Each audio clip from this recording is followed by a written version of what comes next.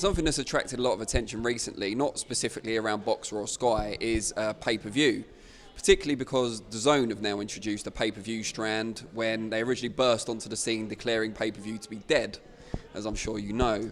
What do you make of the rationale that Matchroom and Eddie Hearn have used to explain the decision to add pay-per-view, that the price of Canelo Alvarez, for example, 5 years ago, or whenever it was DAZN launched, is not the same now, and the only way to make the biggest fights is with pay-per-view? I don't know. Honestly, I don't know. What they do and how they charge for their fights is completely different. It's a different model. They can do what they want. I mean, when I used to watch Sky, there was pay-per-views all the time and different pay-per-views, whether Dillian White, Chisora. We have tried to start our tenure on Sky and try and put big fights on Sky Sports main event and try and invest as much as we can. We do feel like we perhaps have the smallest budget out of the three promoters, and so we have to work incredibly hard to make sure our non-pay-per-view events are competitive. But at the end of the day, everyone wants to see the big fights happen, and the big fights demand a lot of money, and if they need to do what they need to do to make them happen, then who am I to judge? It's their business model, it's their plans. Saturday night was a great night for them. I really enjoyed that. I thought it was an amazing fight. I texted Frank Smith afterwards congratulating him. I really enjoyed it, and yeah, hopefully we see as many fights not on pay-per-view across all the platforms, but when they have to be on pay-per-view, it has to be, and we know that position. We had it with Khan Brook. There was no way that couldn't be pay-per-view, and they'll have their own reasons, and I think it's up to the fans what they want to buy, what they don't want to buy, and what product they like and what they don't. So I don't think that one is necessarily anything to do with me. How much input do you have at Sky with Boxer in terms of what goes on pay-per-view, Sky Sports box office, and what doesn't?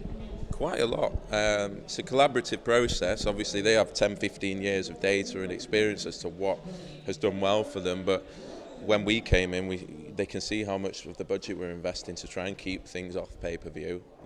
Big fights are inevitably going to, the really biggest ones are inevitably going to be on pay-per-view, but Eubank Williams, Taylor Cattrall, I don't think we'd have seen that in previous times, not on pay-per-view, or maybe those in-between fights that aren't pay-per-view but are just incredibly great main events. They're the hardest ones to make on Sky because of the budget. But we're doing our best to make sure those fights do happen, and we work with Sky every day. They have to hit certain amount of pay-per-view sometimes to fund boxing. It is a business that we have to reinvest in the sport, and so we've got to choose the right ones, the ones that we really think are going to perform, and we work closely with Adam Smith on deciding what we think those are.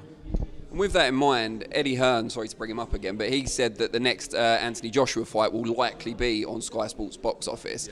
Would you have any involvement in that, given it's a different promoter but still the broadcaster you're partnered with? Well, to be honest, I'm desperate for that to be on Sky. It helps the whole broadcast. It helps us reinvest in boxing on our platform. It helps us reinvest in the budgets that we have. AJ on Sky, he's always been on Sky. I want him to stay on Sky regardless of whether we're promoting him or not. It's important for the channel.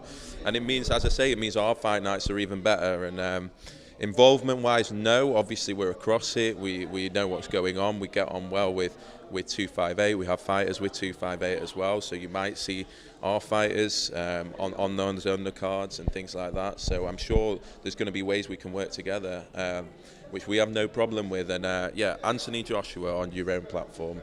I mean, every platform wants that, and so I've always expected him to stay with Sky. I expect him to stay with Sky's next fight and all his fights after that, and they have a great relationship, and we are here to support, and hopefully we'll get involved. But Eddie Hearn is a promoter of Anthony Joshua, and that's how it is.